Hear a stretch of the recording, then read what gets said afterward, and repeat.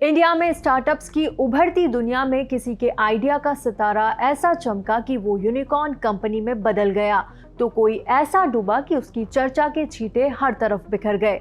आज खबरों में एक ऐसा ही स्टार्टअप है जिसकी चर्चा की वजह है फंड्स की धांधली और अपने इन्वेस्टर्स से धोखाधड़ी। दरअसल Naukri.com की पेरेंट कंपनी इन्फोएज ने अपनी ही सब्सिडरी 4B नेटवर्क्स के अधिकारियों के खिलाफ FIR दर्ज करवा दी है और इस FIR में कंपनी के फाउंडर राहुल यादव का भी नाम शामिल है। राहुल यादव पर आरोप है कि उन्होंने फंड्स का गलत इस्तेमाल किया। चलिए सबसे पहले समझ लेते हैं कि ये माजरा क्या है, फिर ये भी जान लेते हैं कि इस केस में broker network platform 4B network के फाउंडर राहुल यादव के नाम पर इतनी चर्चा क्यों है। दरअसल इन्फोएज ने 4B नेटवर्क में 57% हिस्सेदारी 276 करोड़ रुपए में खरीदी थी और बाद में 12 करोड़ रुपए का कर्ज भी कंपनी को दिया था। यानी कुल मिलाकर इन्फोएज के 288 करोड़ रुपए कंपनी में इन्वेस्ट हुए। लेकिन 4B नेटवर्क्स, जिसका मेन काम है प्रॉपर्टी एजेंट्स और ब्रोकर्स को सर्विस देना था, फाउंडर राहुल यादव की लापरवाही के चलते ठीक से चल नहीं पाया और डूब गया। इन्फोएज को काफी पहले ही गड़बड़ियों के बारे में जानकारी थी।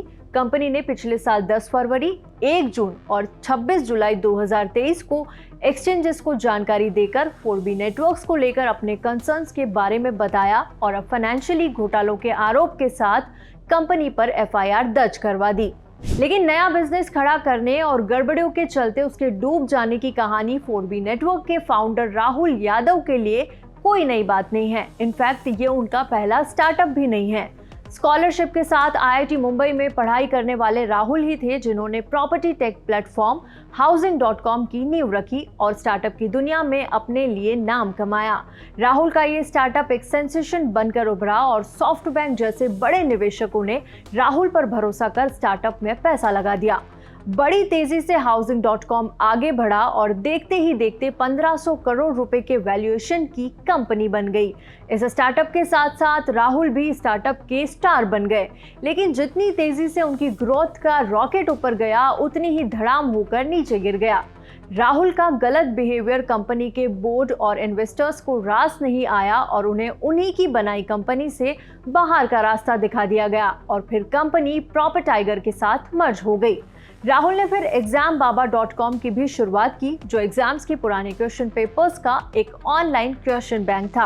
हालांकि बाद में उन्हें ये साइट बंद करने को कहा गया। इसके बाद राहुल ने 4B नेटवर्क्स की शुरुआत की तो उसका भी वही हश्र हुआ। 2023 की IANS की रिपोर्ट के मुताबिक 4B नेटवर्क्स को हो रहे भारी नुकसान के बीच राहुल यादव पर कंपनी के पैसों से ऐश करने के आरोप लगे। उनकी मर्सिडीज मैबैक जैसी शानदार गाड़ियों का कलेक्शन, महंगे होटलों में खूब खर्च चर्चा में रहा। दिक्कत इस बात की थी कि राहुल खुद के ऐशो आराम पर करोड़ों खर्च करते थे, जबकि कंपनी के कर्मचारियों को महीनों से सैलरी नहीं दी जा रही थी। खबरों के मुताबिक ब्रोकर नेटवर्क ने 18 महीने की छोटी ड्यूरेशन में 280 करोड़ रुपए का इस्तेमाल कर लिया, लेकिन अपने 150 से ज्यादा कर्मचारियों को नवंबर 2022 से सैलरी देने में नाकाम रही।